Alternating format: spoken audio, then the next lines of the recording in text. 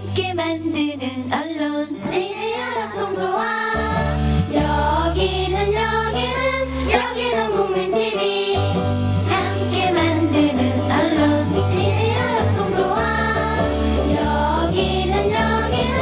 여기는 국민TV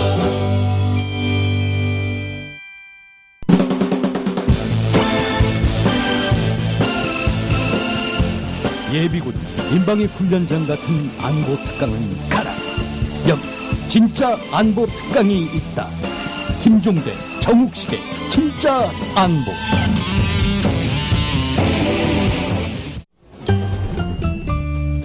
귀로만 듣던 국민TV의 팟캐스트를 이제 보이는 라디오로 시작합니다. 국민TV 광고를 모집합니다. 조합원과 비조합원 여러분, 자신이 속해 있는 기업과 사업체, 그리고 알리고 싶은 모든 것들 다 좋습니다. 광고를 원하시는 분은 신청해주세요. 홈페이지 kukmin.tv, 국민.tv 또는 지역번호 02-3144-0933번으로 연락주세요. 여러분의 많은 참여 바랍니다.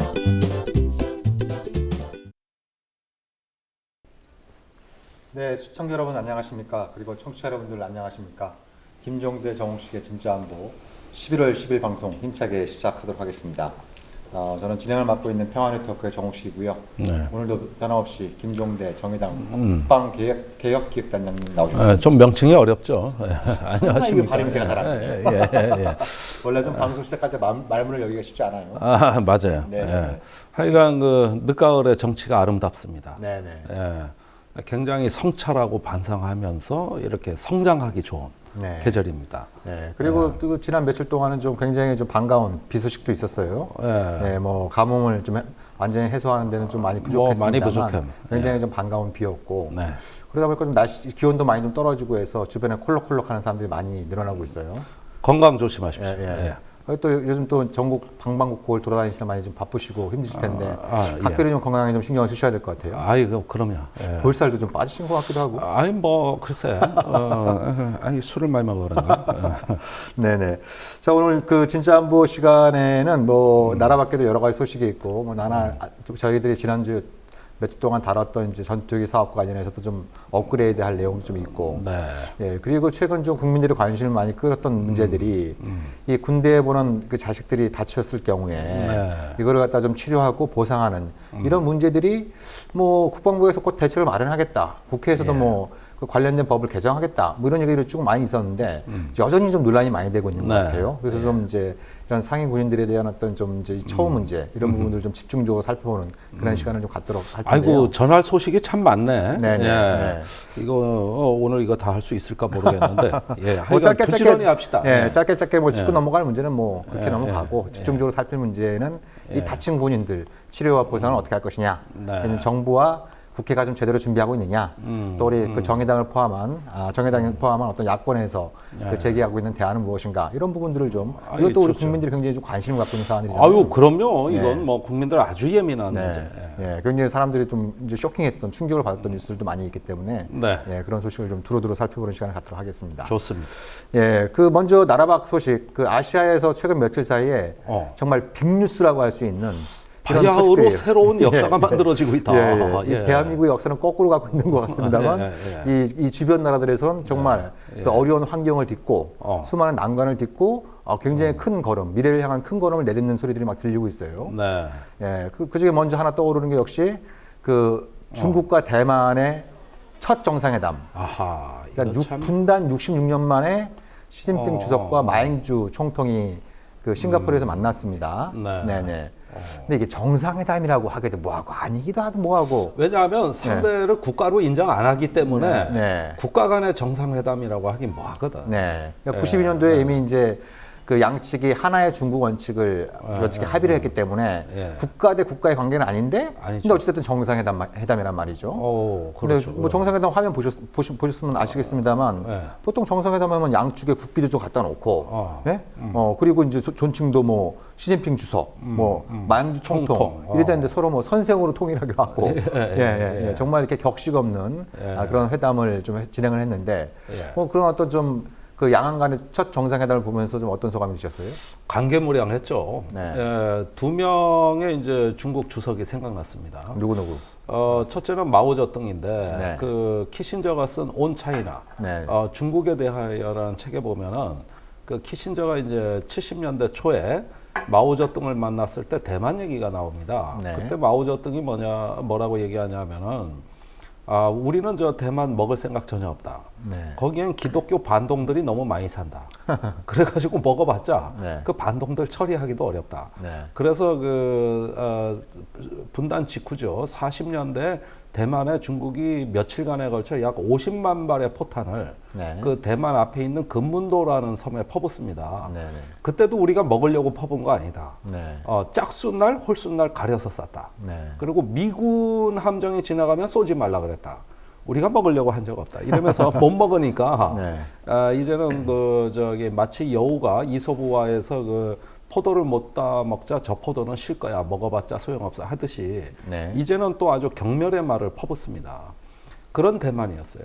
그리고 한국 전쟁 때문에 결국은 대만을 통일 못했다고 보는 겁니다. 마오쩌둥. 그렇죠. 예, 한국 전쟁이 초래한 뭐 여러 가지 이제 이 세계사적인 현상들이 있었습니다만 네. 그 중에 하나가 예. 바로 이제 양안 간의 통일이 예. 그러니까 이제 지금 한반도에서 전쟁이 벌어진 상황에서 미국의 아시아 전략이 근본적으로 수정하게 되지 않습니까? 그렇습니다. 예. 그 전까지만 하더라도 트루만 행정부가 그 마오쩌둥한테 좀 신호를 보냈었죠. 예. 양안 통일을 우리가 이제 묵인할 수 있다. 대만 통일을 묵인할 수 있다라는 어떤 메시지를 보냈다가 예. 이제 한반도에 전쟁이 터지면서 이제 양안 간의 통일을 물 건너가게 되는 이것이 이제 주정학적 그렇죠. 가장 중요한. 그리고 한국 사건 중에 전쟁이 하나였죠. 아니었으면 아마 대만 쳐들어갔을 가능성이 높아요. 상당히 높죠. 예. 예. 그런 점에서 이제 한국 전쟁, 한반도 전쟁이라는 것은 대만 통일의 기회를 놓친 네. 매우 뼈아픈 역사적 경험이었다는 게 이제 중국 지도층의 일반적 생각이고, 네. 그다음에 강택민 주석이 또 생각납니다. 장점인. 예, 장점인. 죽기 전까지 마지막 소원은 대만 통일이 나의 죽기 전까지 마지막 소원이다. 항상 이랬거든요. 네. 그만큼 이 통일에 대한 열망이 아주 컸어요. 자, 그러자 이제 대만에서는 당시에 천수이벤 총통은 정식으로 독립을 주장하기 시작했습니다. 그렇죠. 예. 이걸로 인해서 양안 관계가 상당히 극단적인 긴장으로 갈 소지가 많았습니다. 통일이냐 독립이냐 이런 이념적인 어떤 그 대결의 한 시대를 보내고 마잉주 총통하고 이제 후진타오 시대에 와가지고 본격적으로 이념에 관한 문제, 독립이냐 통일이냐 문제는 역사에 맡기자. 네. 후대에 맡기자. 우리는 실용이다. 이러면서 급격히 가까워지기 시작했습니다. 그것이 이제 4년 전에 체결된 에크파, 즉 FTA보다 한 단계 낮은 자유무역 네. 협정에 버금가는 네. 협정을 통해 가지고 삼통정책, 그 통항, 통신, 통행이 네. 자유로워졌고, 그 다음에 이제 그 양안 간에 엄청난 교류가 이제 그 활성화되면서 지금 대만 인구 2천만 중에 50만이 중국 본토 대륙하고 결혼한 사이입니다. 네. 예. 네. 인구 2천만 중에 50만이 이미 대만인하고 중국인이 결혼한 쌍이 50만 쌍이에요. 네. 예, 거기에다가 이제 중국의 물밀듯한 그 관광객, 교류 이런 것들이 이제 들어오는데 아시아의 지금 가장 고도 성장 국가가 대만입니다. 그렇죠. 마잉주 총통 집권 이래 총통의 선거 공약은 약 한 7%대 경제 성장을 달성하겠다는 건데 집권 전반기에는 거의 10%에 육박하는 굉장히 놀라운 경제 성장을 했고, 또 마 총통은 이것에 대해서 황금의 시대를 열었다. 이것은 중국하고 에크파를 체결하면서 고양된 어떤 대외 협력의 지평의 확대가 그대로 국가적인 번영으로 연결이 돼가지고 엄청난 경제적 성과를 낸 겁니다. 그래서 대만은 마잉주 총통 때만 하더라도 우리보다 경제가 한 5년 내지 10년이 뒤처진 나라라고 했는데 요즘 우리보다 5년 내지 10년을 앞서가고 있습니다. 이런 놀라운 격변이 어디서 일어났을까요? 즉 이념적인 문제는 다 후대에 미루고 이제는 생존이다. 이제는 번영이다. 이런 어떤 실용주의로 간 겁니다. 한반도 상황하고는 참 비교되죠. 네. 그러니까 그 불과 몇 년 전까지만 하더라도 뭐 중국 사람들 중에 사람 만나보면은 남북 관계가 부럽다 뭐 이런 얘기를 하는 사람들을 종종 만나고 그랬었는데 불과 몇 년 사이에 이게 완전히 뒤집혀졌어요. 뒤집혀져서 우리가 대만 가면 너무 부러워 죽겠어. 그러면 뭐 또 이제 이 정상회담 이후에 여러 가지 우리가 좀 주목해야 될 현상들이 많이 있겠습니다만, 제가 얼마 전에 이제 대만 사람을 한번 나서 좀 물어본 적이 있습니다. 아니 그 마행주 총통 집권 이후에 대만 경제가 다른 아시아 국가들에 비해서 굉장히 좀 안정적으로 발전도 하고 있고, 그리고 양안 관계의 평화도 좀 상당 부분 이제 그 정착이 되면서 밖에서 보기엔 그 마행주 총통의 업적이 상당히 좀 뭐 주목할 만한 부분이 많은 것 같은데 왜 대만에서는 인기가 없냐? 지금 내년 1월 그 총통과 총선에서 그 야당인 그 민주진보당, 그러니까 보통 민진당이라고 하지 않습니까? 민진당의 집권에 지금 확실시되고 있는 이런 어떤 정권 교체가 확실시되고 있는 이런 상황인데 그 도대체 이게 어떻게 된 거냐 이렇게 이제 물어본 적이 있는데 뭐 그 친구 얘기가 뭐 대만 사람들 전체의 정서를 대변하지는 않겠지만 이제 그 국민당 세력이 대만으로 오기 전부터 대만에 살고 있던 사람들 있지 않습니까? 그러니까 선주민들. 그러니까 이 사람들이 상당수는 기본적으로 중국인으로서의 정체성을 안 갖고 있는 것이죠. 그렇죠. 그리고 그 이제 뭐 우리도 비슷합니다만 우리도 분단 1세대다, 전쟁 1세대다 그러면은 뭐 좋든 나쁘든 간에 북한에 대한 관심들이 많이 있지 않습니까? 중국도 그런 사람들이 이제 노령화되고 대만에서 태어나서 자라난 사람들 이런 사람들은 대만인으로서의 정체성을 갖게 되는 이러면서 이제 양안 관계 발전과는 좀 별개로 대만 내에서 이 대만으로서의 독자적인 정체성을 갖고 있는 사람들이 늘어남으로써 어떤 이제 하나의 중국 원칙을 견지하는 국민당의 인기가 이제 떨어지고 있다 이렇게 이제 분석도 좀 내놓더라고요. 그러니까 마잉주 총통의 이제 그 여러 가지 놀라운 업적 중에서 그래도 조금 미흡하다고 하는 건 외교입니다. 지금 대만의 전 세계 수교 국가가 6개국이에요. 근데 그 6개국 이름을 보면 난 어디에 붙어 있는 나라인지 모르겠어요. 그 정도로 이제 국가적인 어떤 그 위신, 나름대로 어떤 그 보통 국가로서의 어떤 주권을 확립하고 하나의 인정받는 국가로서의 어떤 자기 정체성을 확립한 거는 미흡했죠. 상당히 어렵죠. 점에서는 그건 중국이 있기 때문에 그런 것인데.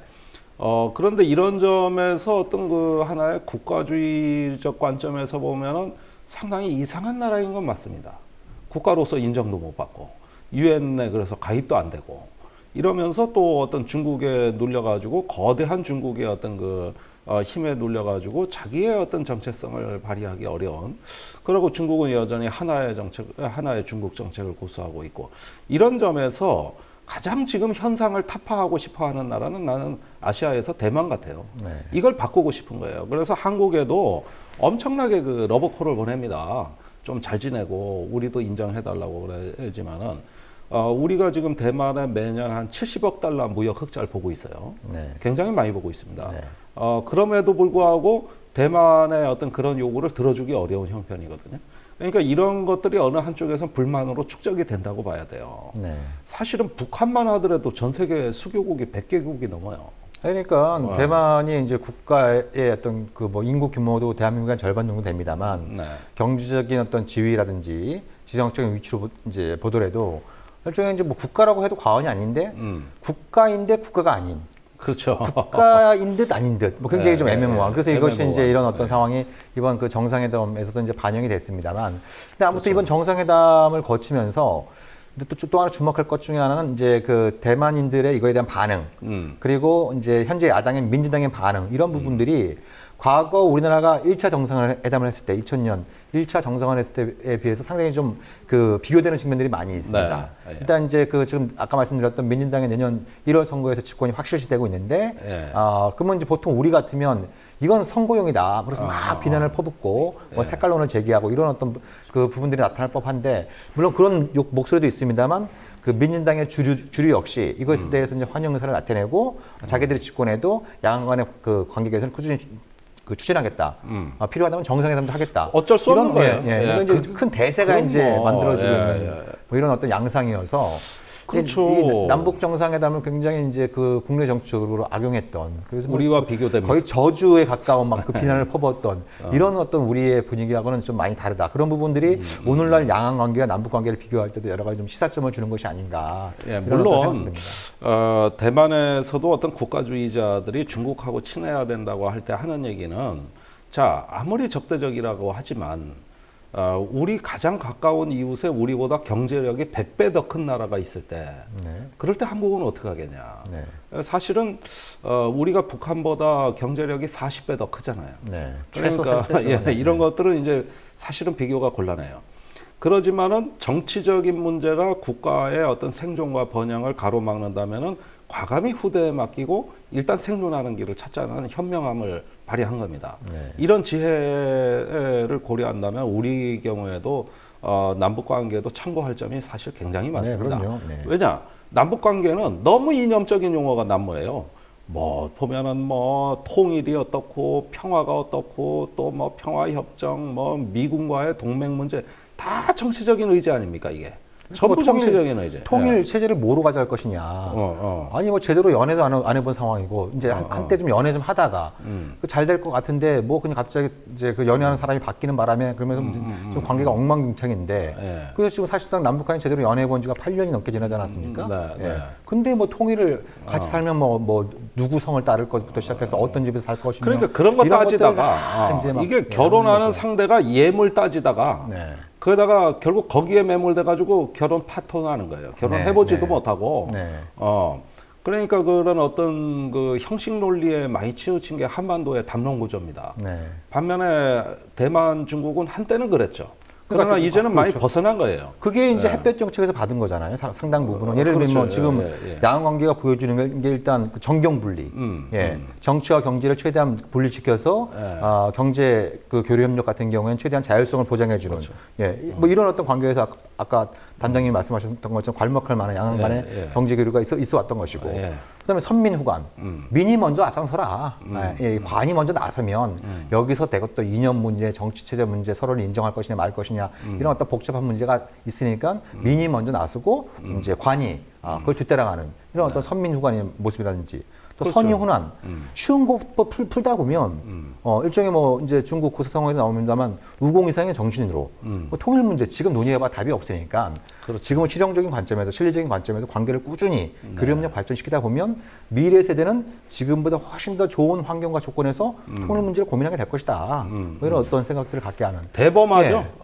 역시 그 대륙을 경영해본 과거의 경험에서 우러나오는 좀 원대하고 거시적인 또한 장기적인 안목에서의 어떤 포석이라고 저는 봅니다. 이런 거는 우리가 중국의 어떤 스케일을 좀 배울 필요가 있다고 봐요. 한반도 너무 좁습니다.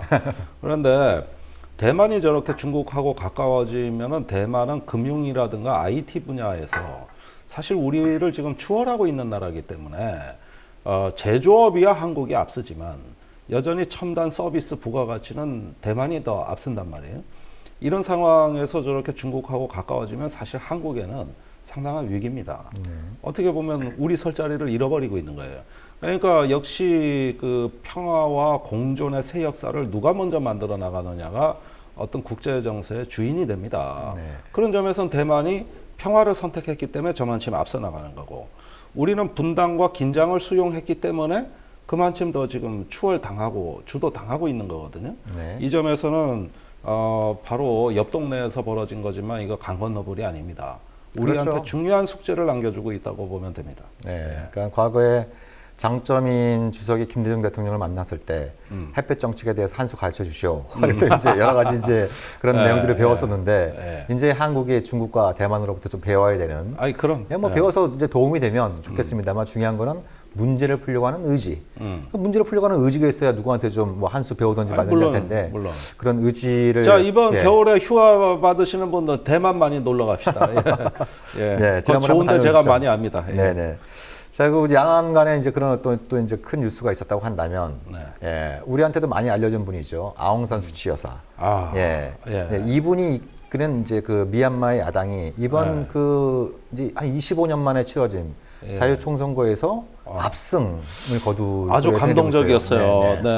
그러니까 뭐 지금 그 최종 개표 결과는 15일 경에 나올 거로 예상이 되고 있습니다만, 지금 이 시간에도 계속 개표가 진행되고 있습니다만, 최소한 70%에서 최대 한 80% 더 이상 그 이상으로도 가능하다라는 이제 이런 어떤 거의 압도적 지지죠.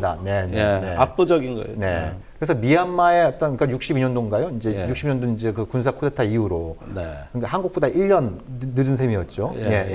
그래서 이제 미얀마의 군부 독재 그러면 이게 아시아의 정치의 후진성을 막 상징하는 것처럼 진짜 마지막 군사 그리고 정권이라고 핍박받는 아웅산 수치가 어떤 민주화 또 인권의 상징인 이런 어떤 좀 이제 그 교차의 지점이 있었는데 이번에 그 선거 결과를 보면 여러 가지 또 주목할 만한 현상들이 많이 있는 것 같아요. 저는 넬슨 만델라를 떠올립니다. 네. 그 27년 만인가요? 감옥에서 그 석방이 돼가지고 이제 백인과 연립 정부를 만들면서 했던 것은 화해와 용서의 메시지입니다. 네. 과거에 아파르테이트로 이제 흑인을 분리하고 차별했던 백인 정권을 용서했습니다. 그러나 사람은 용서하지만은 그러나 그 죄는 기억해야 된다 하면서 진실위원회를 만들어 가지고 그 과거의 어떤 그 잘못된 걸 바로잡기 위한 과거사 규명은 또 철저히 했습니다. 네. 그러면서 어떤 과거의 가해자들, 지배자들에 대해 가지고 모멸감을 주지 않으면서 나름대로 포용하고 흡수해 버렸다는 데서 넬슨 만델라의 위대함이 있는데 네. 이번에 아웅산 수지 여사가 똑같은 얘기를 했습니다. 네. 지금 뭐 거의 선거 결과가 어떻게 돼가는지는 여러분들이 잘 아실 거다. 네. 예. 그런데 패자한테 모욕을 줘서는 안 된다. 네. 지나치게 자각하면 안 된다. 자각하면 안 네, 된다. 네, 네. 그건 뭐냐면은 다 포용해서 같이 끌고 가겠다. 본인은 대통령 위의 존재로서 이 어떤 미얀마가 통합된 하나의 민주주의 국가로서 가는데 어떤 요구되는 책임성, 또 그 속에서의 어떤 사람에 대한 존중과 배려, 그리고 더 이상 국가가 이념이나 아니면은 어떤 그 권력의 어떤 분파적 논쟁에 빠져가지고 유혈 사태가 일어날 수 있는 이러한 비극을 영원히 종집을 찍는 네. 이런 리더십을 사실 천명한 거라고 봅니다. 네, 대단히 감동적인. 우리로서는 감동적이고 아주 네. 훌륭하죠. 네. 이걸 이제 우리 보수 세력이 배워야 될 건 뭐냐면 과거에 김대중 대통령의 메시지는 용서였습니다. 네. 감옥에서 본인을 사형 선고 내린 가해자들을 용서한다 그랬습니다. 그 다음에 다 포용을 했고 그런 어떤 용서하는 지도자의 어떤 자기의 면모를 갖추는 동안에 당시에 박근혜 그 당시 이제 신한국당인가요?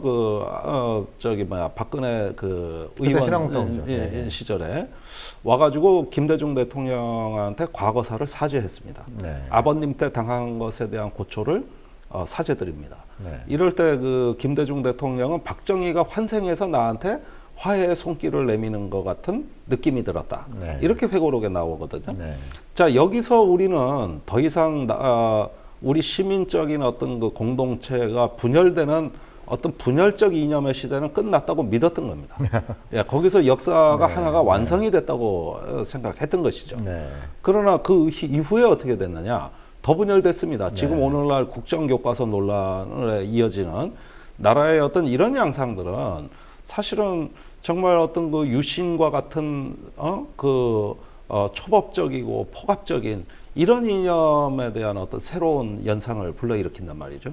결국 이건 뭐냐면은 이제 한국이 가장 앞서가는 나라였다가 지금은 중국 때만 해도 뒤처지고 미얀마에도 참 부끄러운 우리 국가가 지금 상당히 퇴행적인 어떤 길로 가고 있다는 거죠. 네. 그런 것들이 나오는 거예요. 그런 점에서 저는 그 아웅산 수지 여사가 이번에 어떤 미얀마의 어떤 국민의 사표이자 표상이자 또 어떤 국민 통합과 민주주의의 상징으로 될 거라고 보고 이분 노벨상 평화상 받았나? 91년인가 2년인가 받았죠. 이미 받으셨죠. 예.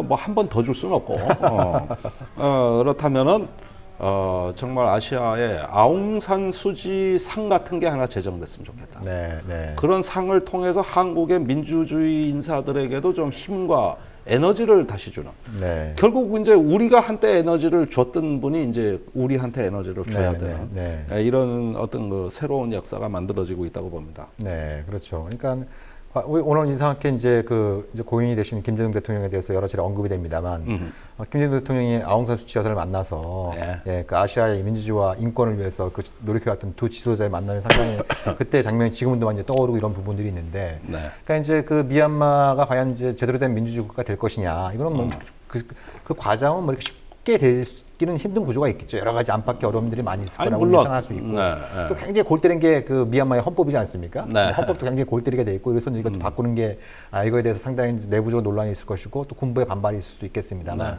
아무튼 큰 틀에서 볼 때 이제 이 군부에서는 자기들의 패배를 인정을 하고 그리고 아웅산 수치 여사는 승자들이 오만해서는 안 되고 특히 패자들을 감싸 안을 수 있는 이런 그 아량이 필요하다. 네. 이런 최소한 처음 나오는 메시지 자체는 우리가 좀 긍정적인 희망을 가져도 되는 그렇습니다. 이런 부분들이 있을 수 있다는 생각이 들고요. 박근혜 대통령 집권하자마자 대화로 가고 통진당 해상하고 네. 예, 초지일관 지금까지 분열적인 일만 해왔어요. 네. 좀 같은 여자 입장에서 배우면 안 되나?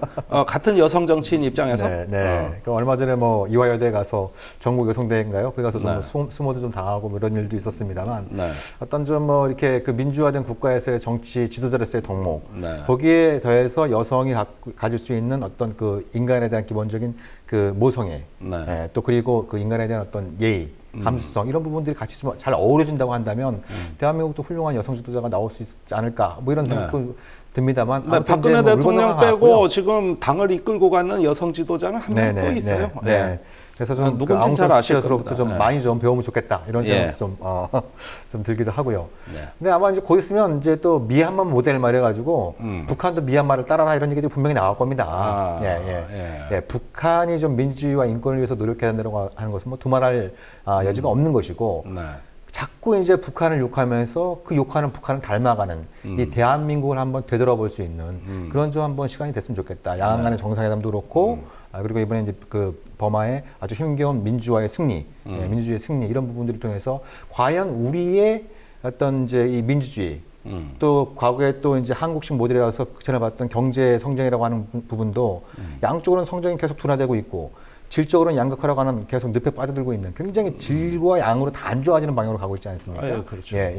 이런 좀 대한민국의 어떤 좀 오늘날을 좀 그 되돌아보고 좀 제대로 된 그 발전 방향을 좀 생각해 볼 수 있는 그런 어떤 반면교사로 삼을 수 있는 것이 바로 양안 간의 정상회담 또 아웅산 수치가 이끈 민주화 운동의 결실 이런 부분이 아닌가 그런 생각이 좀 듭니다. 네, 동감입니다. 예. 자, 그러면 좀 나라 안으로 돌아와서 예. 그 우리 김종대 단장님께서 이제 한국형 전투기 사업을 열심히 좀 두들겨 패셨는데 두들겨 예, 팼어요. 그거에 대한 반응들이 속속 나오고 있어요. 예. 며칠 전에 국방과학연구소인가요? 네. 이제 그 다기능 위상배열 레이더, 보통 A사, AESA 그래서 A사라고 이제 불리기도 합니다만 이 레이더의 시제품을 공개하고 또 시험까지 했어요. 네. 그러면서 이거 봐라. 우리가 미국 기술과 비교해서 한 75%에서 한 80%까지 왔고, 이거 2025년까지 개발하는 거 문제 없다. 이렇게 기자들 모으고 네. 설명을 했단 말이죠. 예. 이게 구라입니까? 진짜입니까 이게? 이거는 네. 국방과학연구소가 대통령 믿고 너무 까분다. 근데 그 대통령이 이제 지난달 27일, 10월 27일 날, 아이고 개발 잘한다는데 잘해요. 부족한 거 있으면 내가 지원해 줄게요. 네. 이렇게 해서 이제 기고만장해진 거거든요. 네.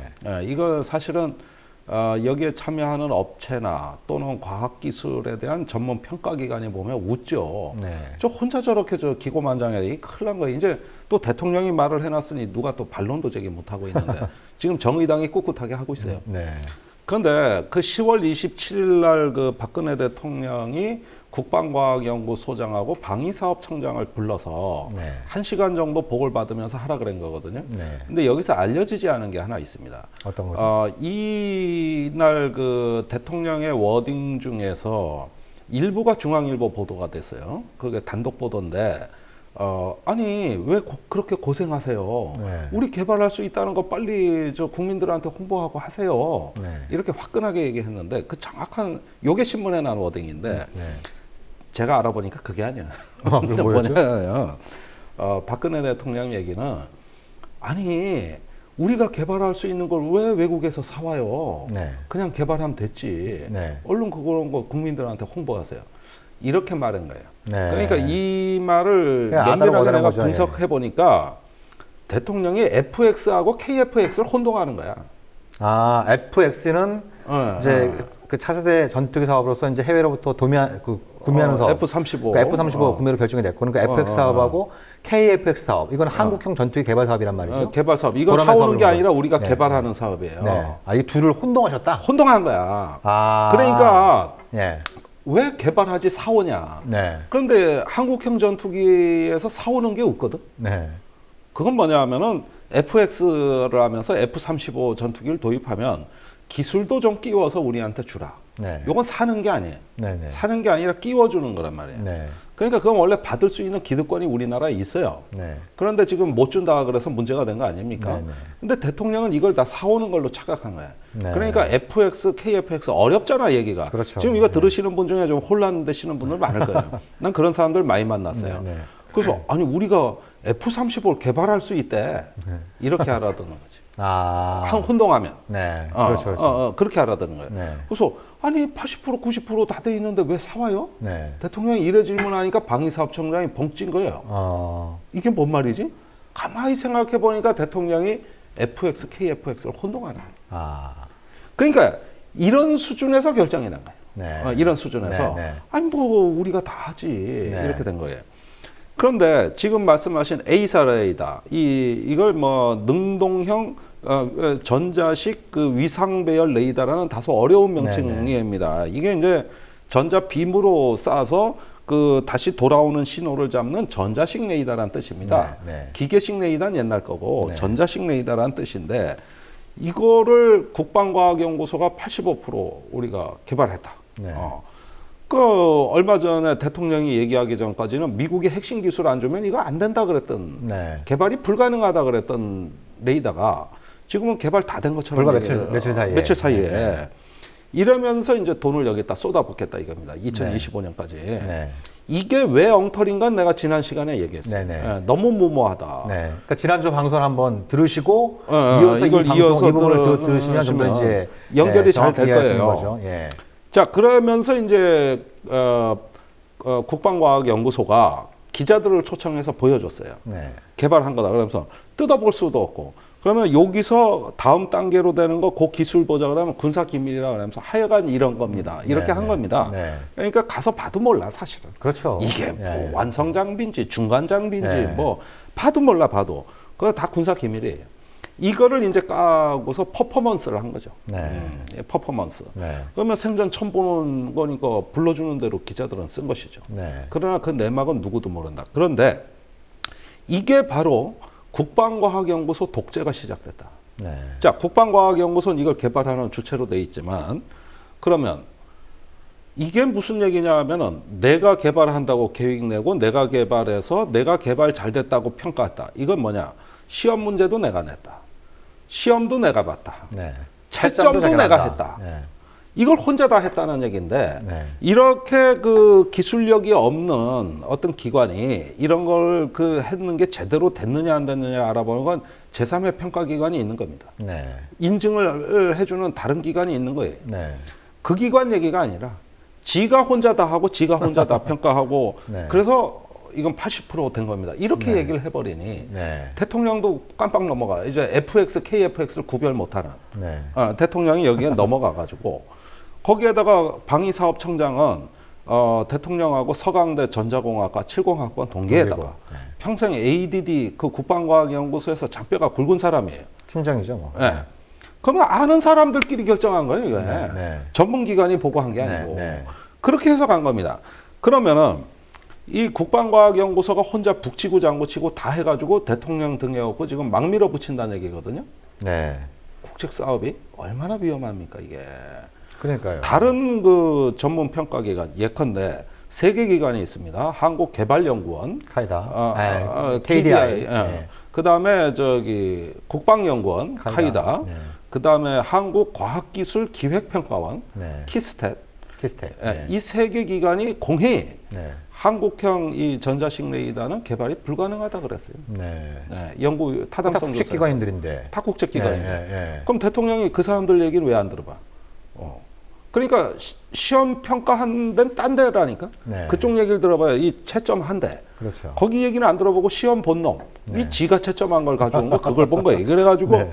이렇게 되니까 아 무슨 내가 보기에는 대통령 포함해서 국가연소장까지가 무슨 금치산자들 아닌가.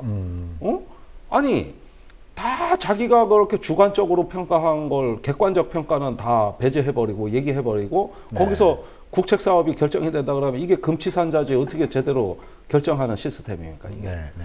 뭐 사업도 혼동하는 사람들이 네. 앉아가지고, 아니 솔직히 우리 저기 새누리당이나 저 정의당 대표만 치면도 몰라. 대통령은 이 얘기가 뭔지. 내가 지금 이렇게 얘기하는 것도 못 알아들을 가능성이 커요. 네. 네. 불안하게 짝이 없네. 여기에 수십조 원이 들어간다는. 아니, 그러니까 청와대 참모들이 꼭 이걸 좀 뭐야 이렇게 파일로 대통령께 좀 전송해서 좀 들을 수 있도록 네. 예, 그렇게 했으면 좋겠는데, 근데 이 ADD 그러니까 국방과학연구소가 아무튼 지금 말씀하신 것처럼 뭐 이상하게 레이더 비스무리하게 생긴 거 하나 꺼내놓고 와서 이걸 딱 봐라. 우리는 이거 이미 미국 기술 대비 한 75에서 80% 와 있고 2025년까지 개발 완료할 수 있다. 그리고 기자들이 그럼 이건 뭐예요? 저거 요즘 뜯어봐야 돼요? 이런 건 다 뭐 그건 이제 군사 기밀상 안 된다고 얘기하는 거고. 그리고 언론 보도에 따르면 또 그 재미난 얘기 중에 하나가 그러면 이건 나중에 전투기 어떻게 통합하는 거예요? 거기에 대해서 아무런 답변을 못 내렸다라고 하지 않습니까? 아니 그거 군사 기밀이라 그랬어요. 예. 아니 그러니까 그 안에 그러니까 정확히 어떤 부분이 미국 그 기술 대비 75에서 85%까지 왔는지도 군사 기밀이고. 세부적인 거. 네네. 아이, 그거 못 밝히지. 네네. 아니, 그거 못 밝혀. 예. 그리고 근데 이제 아니 우리가 방송에 우선은 했지만, 밝히는 게 문제가 아니라 몰라요. 네. 자, 우리가 선진국 대비 기술이 몇 프로다 이런 첨단 장비의 경우에. 네. 근데 선진국이 기술을 공개를 안 하기 때문에 뭐 대비 몇 프로인지를 평가하기가 우리가 곤란하다고요. 그러니까요. 이럴 때는 어떻게 하냐면은 미국이나 영국, 스웨덴의 그 전문 기관이 있습니다. 뭐 스톡홀름 평화연구소나 영국의 전략문제연구소 같은데 비싼 용역을 주는 겁니다. 네. 그래가지고 거기에 국제 그 기관에 맡겨서 선진국 대비 몇 프로인지를 우리가 평가받기도 해요. 네. 이게 원래 객관적 평가입니다. 근데 지금 국내에서는 이거 객관적 평가를 할 능력이 안 돼요. 왜? 선진국 기술을 모르는데 어떻게 우리가 그래? 그러니까요. 안 해봤는데. 네. 그런데 비슷한 유사 장비를 개발해본 경험을 가지고 그걸 할 수 있다고 우기는 겁니다. 그나마도 제가 조사한 거는 선진국 대비 14% 기술밖에 안 갖고 있는 거예요. 네. 그런데 한국개발연구원이나 키스텟 그 과학기술평가원은 개발이 불가능하다 그랬기 때문에 이건 가능성 제로입니다. 네. 예, 그렇다면 그거는 해외 기술밖에 안 되는 거거든요. 네. 이런 부분이 벌써 80%가 끝났다고 얘기하는 것을 대부분 속아 넘어갔다는 게 저는 어이가 네. 없다는 것이고, 이건 얼마든지 제3의 기관을 통해 검증 받으면 되는 건데 왜 그 사람들 목소리 못 내게 하고 일방적으로 한 얘기만 듣고 밀어붙이냐 이겁니다. 그래서 지난번에 정의당에서 이 전투기 사업 검증위원회를 국회에 설치를 하자.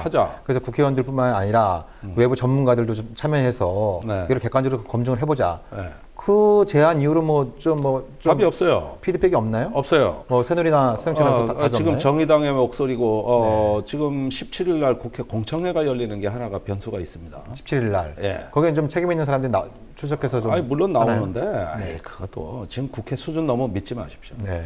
이거 벌써 옛날에 다 나왔던 문제입니다. 2년 전, 네. 3년 전에. 네, 네. 그걸 이제 밝혀내는데 제대로 질문도 못해. 네. 아, 참 내가 들어가야 되나?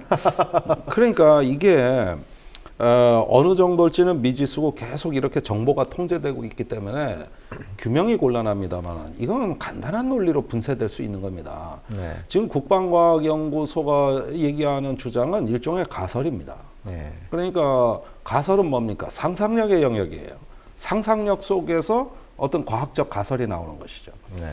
그런데 그것만 갖고 과학적 방법론이 다 완결되는 게 아닙니다. 네. 자, 상상력에 의해서 미래를 내다보는 망원경으로 우리가 가설을 세웠다고 한다면 그 다음에는 검증입니다. 요게 비판 정신이에요. 과학적 방법론에서 반드시 들어가야 돼요. 네. 비판하고 검증하고 평가하는 이 과정이 따라줘서 가설과 검증 과정이 합쳐져서 이걸 과학적 방법론이라고 하는 건데, 뒤에 걸 다 빼버리고 앞에 있는 상상력만 갖고 2025년에 우리가 세계에서 세 번째로 이제 그러면은 이 전자식 레이더 개발 국가가 된다는 얘기인데 이걸 누가 검증했습니까? 그러면은 국방과학연구소 아니에요. 거기에 없는 게 뭐예요? 과학입니다. 네. 자기가 안 갖고 있는 거를 기관 명칭으로 내는 거예요. 네. 이거는 그다음에 연구기관도 아니에요. 관리기관이지. 다 외주 용역줘요. 지가 개발하는 것도 없어요. 네. 네. 네. 지가 개발하는 거 13.5%입니다. 네. 그러면은 자기가 안 갖고 있는 것만 명칭에 다 써놓은 거예요. 네. 이거 여기에서 우리가 하나의 그 과학자의 의지로 개발한다 그러지만은 이거는 과학자의 비판 정신이 들어가야 되는 겁니다. 네. 정말 어떻게 검증해서 우리가 가능한 새로운 대안으로 이거를 대안을 내놓을 수가 있느냐.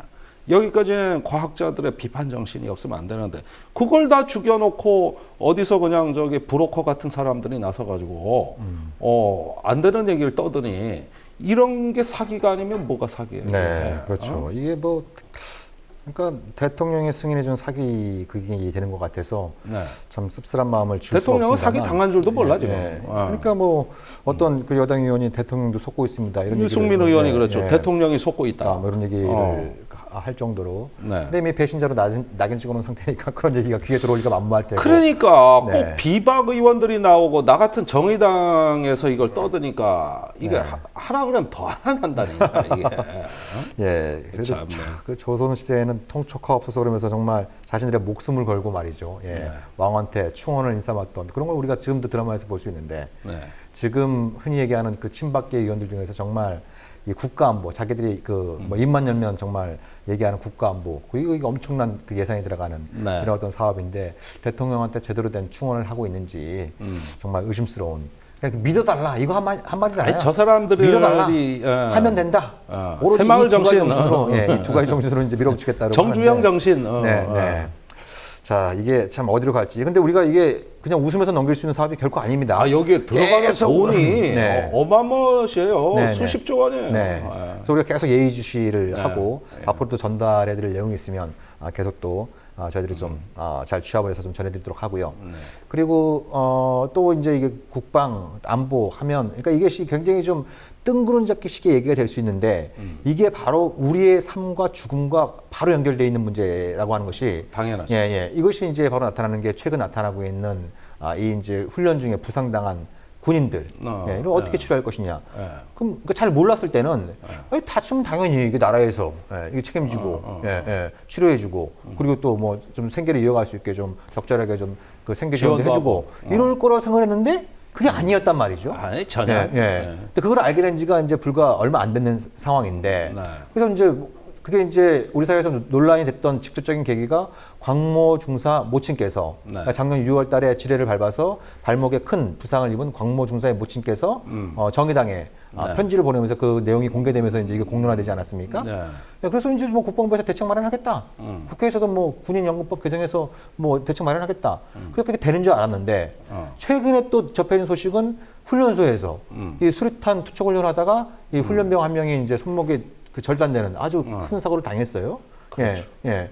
이것도 뭐 민간 병원에서 치료받으면 뭐 정부에서 어떻게 해줄 수 없다. 이런 식이 나오면서 또 이제 국민들의 공분을 자아내고 있는 이런 상황이란 말이죠. 아니 오늘 또 한 건 들어왔어요 제가. 또 한 건 들어왔네요. 또 제보 받았어요. 어떤 건수가 그 들어왔나요? 공수부대에서 낙하산 타고 훈련하던 중사가 네. 저기 낙하가 잘못돼가지고 척추가 나갔습니다. 낙하산이 제때 안 펴진 겁니까 그러면? 그거까지는 제가 네. 파악이 안 됐는데 네. 낙하산이 아예 안 펴졌다면은 절대 살아남을 그렇죠. 수 없었을 예. 겁니다. 그러니까 늦게 이게. 펴졌다든지 예. 이럴 가능성이 높은 거네요. 근데 사실은 굉장히 중상이에요. 네. 이것도 민간 병원으로 지금 치료를 받고 있는데 역시 치료비 문제가 또 네. 문제가 됐습니다. 똑같은 문제예요. 네. 자, 그러니까 이제 세 가지죠. 21사단의 그 광모 중사 작년 6월에 다쳤는데 지금까지 정부 지원금 한 푼도 없습니다. 네. 한 푼도. 아니 뭐 치료비를 보상해 주겠다 그런 얘기도 없어요, 있었는데 없어요. 저기 말로만 보상해 민간 준 병원으로 갔는데 네. 지금 치료비를 신청하면 30일치 줍니다. 건가요? 네. 근데 그럼 이 돈 현행 법규에 그렇게 돼 있는 거고. 현행 법규에. 네.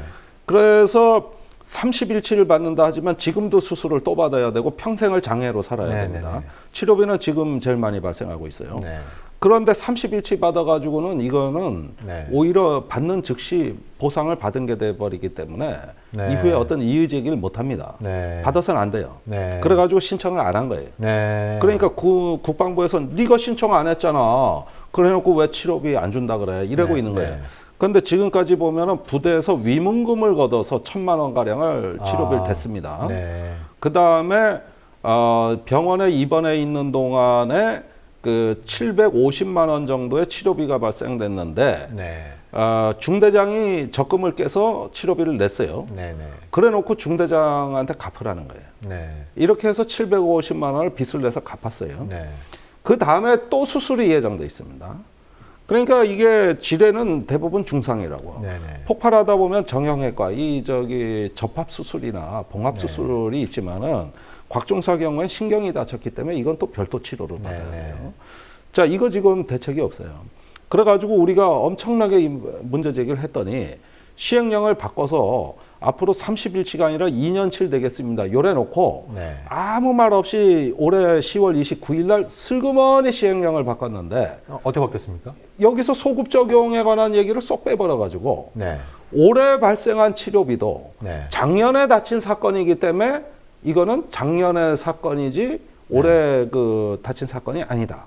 고로 해당 사항이 없다. 아, 그럼 10월 29일 날 바뀐 시행령은 네. 올해부터 발생한 앞으로 올해부터도 아니고 앞으로. 네. 그래서 지금 치료비가 막 나가는데 이건 다 과거지사예요. 네. 네. 그래가지고 해당 사항 없는데 지금까지 곽중사가 요양비 신청을 안 한 것은 국방부에서 지난 9월 23일 날 보도자료를 해가지고 곽중사 개인의 치료비가 한 푼도 안 들어가도록 해주겠다. 네.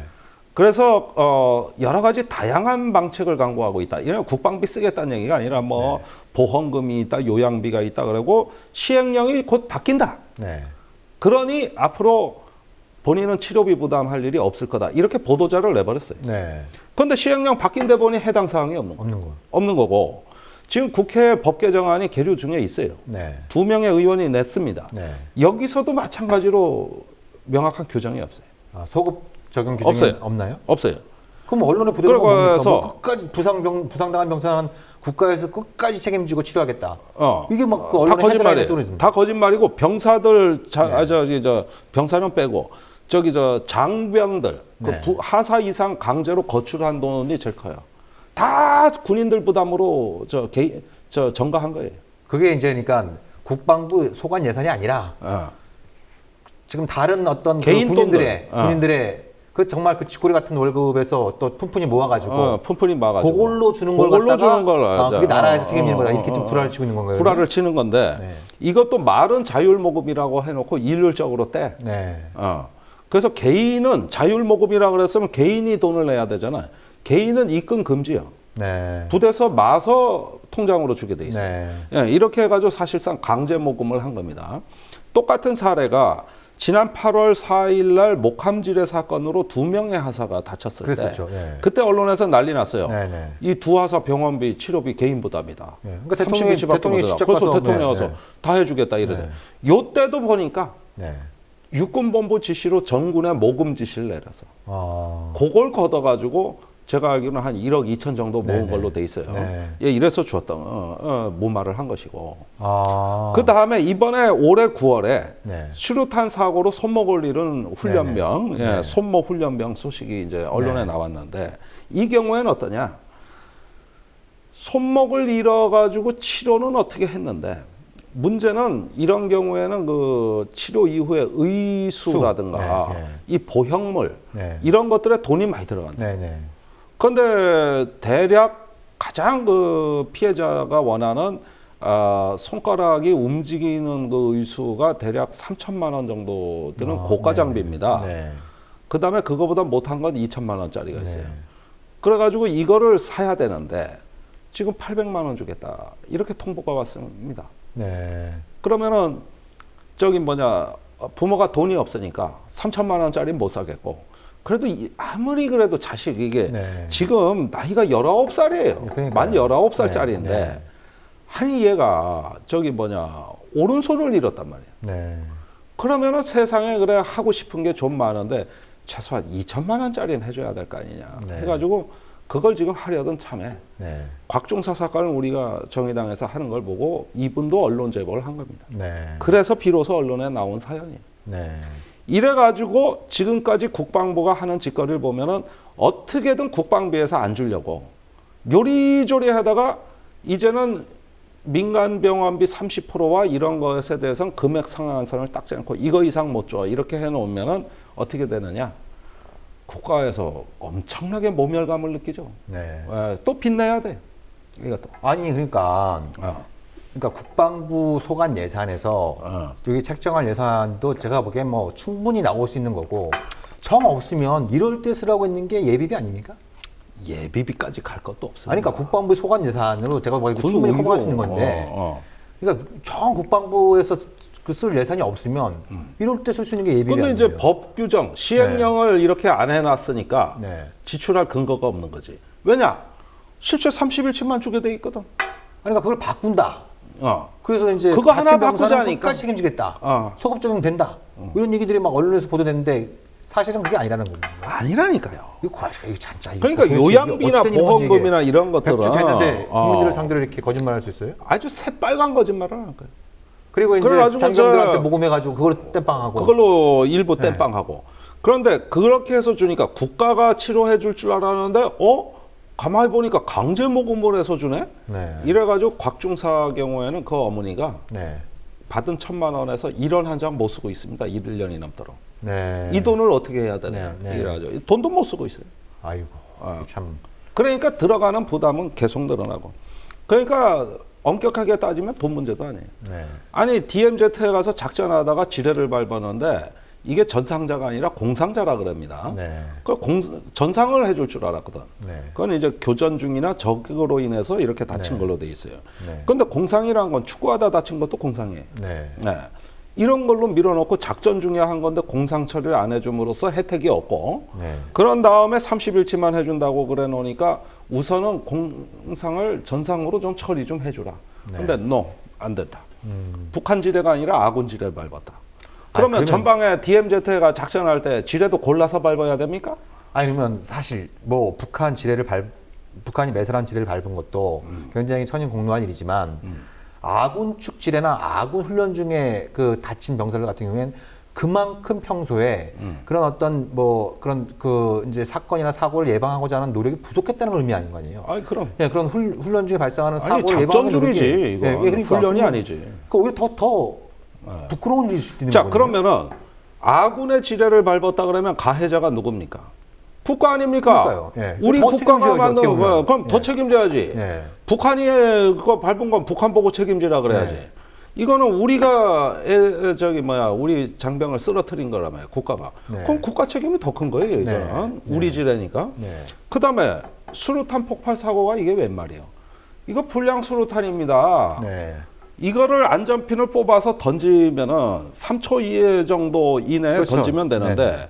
수류탄이 3초가 안 돼서 터진 거예요. 네. 그러니까 손목이 정확한 날아간 그 사건 진상 규명은 된 겁니까? 지금 말씀하시는 부분? 그래서 전량 수류탄을 지금 리콜한다고? 조사하고 예, 있습니다. 예. 그런데 유사 사례가 포항에서 그랬었죠. 해병대에서도 똑같이 발생했어요. 네네. 작년에 우리가 방송에서 그러면 나왔던 반복됐다면은 네. 이건 단순한 부주의가 아니고 네. 분명히 수류탄에 문제가 있는 겁니다. 거기에다가 수류탄 생산하는 생산 단가를 낮게 책정해서 네. 굉장히 방산업체에 가혹하게 하고 소량만 생산했어요. 네. 지금 전쟁 나면은 병사들한테 수류탄 한 발을 못 줍니다. 전군한테 일반이 한 발밖에 안 돼. 50만 발밖에 없어요. 네. 그러니 이게 오랫동안 또 재고된 상태로 있었고 그러면 이거 가해자가 누굽니까? 국가입니다. 네. 그럼 국가가 물어줘야지. 이게 본인 잘못이 아니잖아요. 그런데 그러니까요. 이것까지도 쌩까고 나온 거고 처음에 뭐 신문에 나갔을 땐 이군 사령관이 와가지고 뭐 위문을 하고 저희가 다 책임지겠습니다. 그 다음에 앞으로 인생이 창창한데 우리가 취업 발전도 하겠습니다. 뭐 별의별 듣기 좋은 사탕 발림은 다 왔는데 네. 말짱 도로 네. 말짱 네. 전부 헛소리. 그거 뭐 포스타가 와도 소용없어요. 네. 그냥 체면만 세우고 같은 것이죠. 네. 이런 나라에서 살고 있는 거예요. 아니, 그러면 지금 최근 며칠 사이에 언론에서 보도된 것도 아니, 그러니까 기자들도 정확한 사실관계를 파악하지 못한 상황에서 그렇다니까. 마치 이제 이제 앞으로 이제 국방부 더 나가서 국가가 다 이 훈련 중에 부상당한 병사들은 다 책임지는 것처럼 그렇게 알고 있어갖고 그래도 이제 이 광모 병사나 지금 그 손모 훈련병의 이 사건이 제대로 된 제도 개선으로 이어져서 앞으로 이제 훈련 중에 그런 사고 발생하면 안 되겠습니다만 설사 발생하더라도 정말 다른 나라들처럼 국가가 책임지고 치료해주고 또 생계를 이어갈 수 있도록 지원해주고 이렇게 되는 걸로 알고 있었는데 그게 아 이게 도대체 이게 어떻게 된 건지가 너무 아니 이해할 수 없어요. 그러니까 예. 참 저도 군 생활했습니다만은 네. 진짜 어디 안 다치고 나온 게 요즘같이 그러니까요. 감사한 네. 적도 없어요. 네. 다치기라도 했으면 그 인생이 뭐가 됐겠어. 하루아침에 폐가망신인 거예요. 네. 하루아침에. 그러는데 이런 어떤 그 문제가 생기는 이유도 군 병원의 의료시설이 엉망이기 때문이에요. 그러니까요. 군에 정형외과 의사가 없으니 네. 다 민간병원 가는 거란 말입니다. 네. 실제로 민간병원으로 뺍니다. 네. 여기서 못한다고. 그래서 발생한 치료비들이에요. 이게 전부가. 이런 부분들. 그러니까 이런 것들이 지금 국회에서 법 개정이 논의되고 있습니다만은 이게 명색이 국민소득 3만 달러를 바라보는 나라에서 벌어지는 일입니다. 네. 예. 그 부모의 가슴은 뭐가 되겠으며 한 사람의 인생은 뭐가 됩니까? 그러니까 당사자들 입장에서 그러니까 육체도 큰 부상을 입었습니다만 이런 식의 어떤 대우를 받게 되면 정말 씻기 힘든 마음의 상처를 입지 않겠습니까? 아이 그럼. 예. 그리고 그 사람을 바라보는 주변의 사람들이 과연 대통령이나 정부에서 그렇게 강조하는 대한민국에 대한 충성심, 대한민국에 대한 정체성이 올바로 이게 생길지 그 자체의 어떤 그 얘기 자체도 굉장히 국가주의적인 담론으로 위험한 요소를 띠고 있습니다만 네. 그들의 어떤 구호를 얘기하는 거에 대해서 과연 얼마나 많은 사람들이 여기에 대해서 동의하고 박수를 쳐줄 수 있을지 이 작은 이 사건 하나만 보더라도 우리가 충분히 이해할 수 있는 문제이고 그런데 군 골프장에는 1년에 600억씩이나 네. 직간접비 다 해서 네. 쓰고 장성들 고위 장성들 남아도는 사람들 유지비에 수백억이 나가고 있는 이 나라에서 왜 1,000만 원, 2,000만 원 되는 이거 1년에 몇 건이나 발생한다고? 네. 몇 건 되지도 않아요. 네. 이건 안 해줘. 거기에다가 국방부에 이번에 실태 파악이 됐습니다만 이런 거 왜 안 되냐 그러니까 유사민원이 발생할까 그래서 그러는데 네. 다친 병사들 장병들이 지금 개인 돈을 얼마나 부담해서 지금까지 치료해 왔는지 실태 파악이 안 돼 있거든. 네. 네. 실상도 몰라 이 사람. 네. 네. 그러니 이거 했다가 얼마나 또 국방비 부담할까. 그러니까 그거 몇 푼 아끼려고. 네. 그래가지고 지금 이걸 못 고친다는 게 말이나 되는 얘기예요. 그러니까 그 국민 세금 그렇게 아까워하는 사람들이 방금 전에 다룬 것처럼 수십조 원 들어가는 이런 대형 무기 사업 이건 왜 눈먼 돈 취급하냐는 거예요. 그러니까 그것만 꼼꼼히 따져갖고 알뜰하게 쓰면 이렇게 부상당하거나 훈련 중에 뭐 사망하거나 예, 정말 이 나라의 부름을 받고 가서 복무하고 있는 신성한 국방의 의무를 지고 있다라고 국가에서 이렇게 강조하면서 가장 기본적인 것도 책임지지 못하고 있는 이건 또 돈 아까워서 못한다고 하는 이건 못하고. 그래서 그냥 뭐 툭하면 이런 사건 발생하면 사람들한테 돈 걷어갖고 그러니까 이게 바로 이 나라의 안보의 실상입니다. 네. 안보를 누가 합니까? 사람이 합니다. 네. 일선의 전투원 한 명 한 명의 손가락 끝에서 이루어지는 거예요. 네. 거기서 뭔가가 안보가 이루어지는 건데 네. 이렇게 해놓고 앞으로 누가 그러면 목숨 걸고 임무 수행합니까? 네. 이 나라는 누가 지켜요? 그 장군들이 직접 나가 지키라 그래. 그러려면. 근데 그게 안 되는 이유가 있습니까? 그러니까 시행령이라든지 네. 군인 연금법을 제대로 좀 개정을 해서 핑계 있어요. 이렇게 하면은 자꾸 소급해달라는 요구가 커져 월남전까지 해달라 그런다 이거야. 네. 그거 어떻게 감당하냐는 거지. 이게 국방부 입장문에 나와 있어요. 그러면 밑도 끝도 없이 그러니까 계속 지금까지 된다? 계속 네. 우리 일선의 전투원들의 생명 가치를 저평가해온 오랜 관습을 하루아침에 못 바꾸는 거죠. 네. 그런 관습 악습을 계속 싸우고 이어가겠다. 싸우다 보니 이제는 청산을 못하는 것이죠. 그런 부분들은 사실 좀 사회적인 어떤 논의를 통해서 그걸 좀 소급 적용을 할 때 어떤 기준을 만들 것이냐 이런 부분들을 충분히 논의하면 답을 찾을 수 있는 문제 아니겠습니까? 사회적 합의가 있어요. 그런 어떤 사회적 논의 정치권에서 활발히 돼야 돼. 실태를 모르니까 우리가 그걸 다 그냥 아무도 조사를 안 했으니 이게 환장할 노릇이죠. 이게 저조차도 잘못 알고 있었네요. 잘못 알고 있었죠.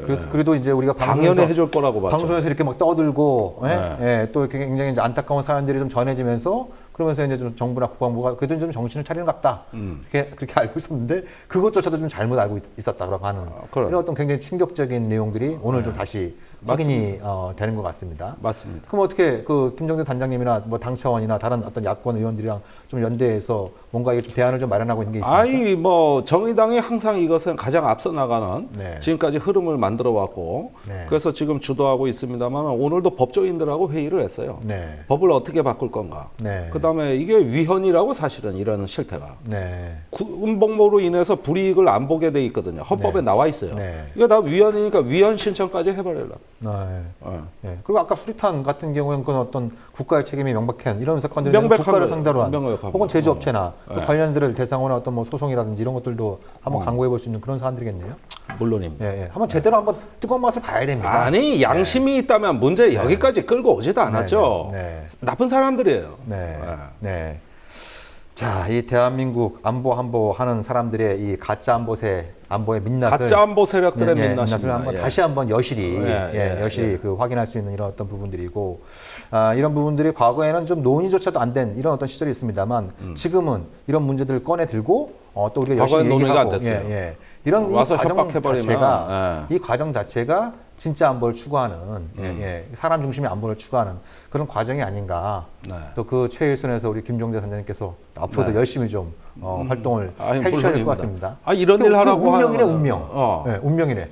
이런 일 하라고 여기 와 있는데 뭐. 네네.